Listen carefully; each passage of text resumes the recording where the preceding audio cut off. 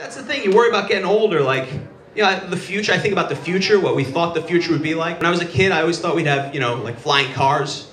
Like really, all the movies have flying cars. The nerve of us, we thought we'd have flying cars. We still have people who don't know how to use a microwave properly. We thought flying cars would be in the realm of possibility. Do you know how many people die in vending machine accidents in this country? I looked it up, 7 people a year die in vending machine accidents. A machine which its sole design is to take your quarters and exchange them for potato chips. There's no reason that 7 people should enter into this transaction every year and not come back alive.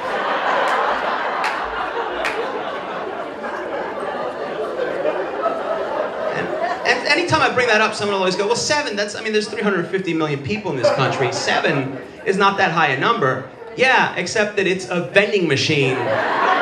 So if that number is higher than 0, I think that's some cause for concern, because either the people are getting stupider or the vending machines are getting smarter. And either way, I want a Senate hearing. We're gonna solve this problem. Yeah, no, I think we're ready for laser guns. The latest place I go nuts is the Apple Store. I don't know what it is about I love Apple and I love Mac products, but Apple does this branding thing they do, where they insist on calling things by a different name that you've never heard of, and then they act like you're a jerk when you don't know what they're talking about. I remember the first time I went in there with a problem, I'm like, yeah, my laptop isn't working. Like, you know, where's your like technical support? Oh, you mean the Genius Bar? No, I don't mean the Genius Bar, because I've never heard that word before.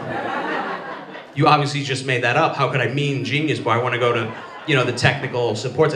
Oh, you got to make an appointment with the Genius Bar. It's like being one of those character actors at a Renaissance fair who refuses to acknowledge that it's modern day. Like, hey man, my iPad isn't working. Has a gypsy cast a spell on your tablet, sir? I don't know, the contacts don't sync up or something. Is there like a supervisor I could speak? Supervisor? Who is this supervisor you speak of? I know him now. Does thou wish to converse with the sorcerer?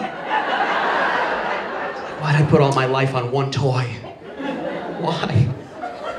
I'll tell you about the thing about technology is that, like, some people aren't ready for it, you know? Some people aren't.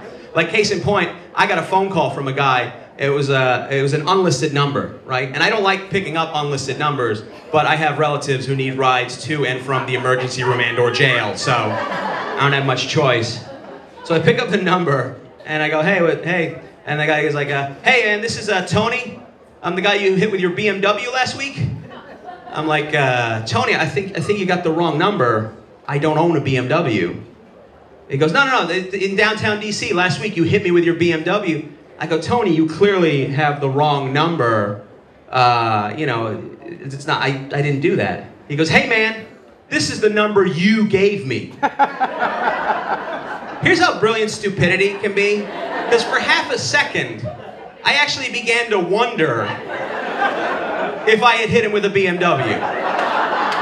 Like, did I buy and or steal a BMW last week? And then leave state lines? Commit a Grand Theft Auto hit and run? Did I do this? What did I do last week? It was American Idol on. That was Wednesday. I go, Tony, you clearly have the wrong... What number were you trying to call? And he goes, 202. I go, whoa, right off the bat, Tony. I got the problem right here. My number's 201. You clearly dialed, you know, a 1 instead of the 2. And then Tony goes, how is that possible? Well, Tony, I'm not a scientist per se, but if I had to pick one theory, it's that you're an idiot. And then he starts to get mad. Oh, you're a real tough guy over the phone. I bet you wouldn't say that to my face. Like, no offense, Tony, I'm not exactly scared of you. I'll give you my address. I don't have faith that you can find the right house.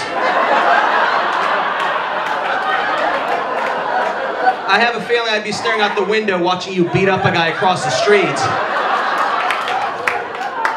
And here's the caveat to this story. The beauty of it is it's a microcosm of technology, because it was the clearest cell phone conversation I've ever had in my life.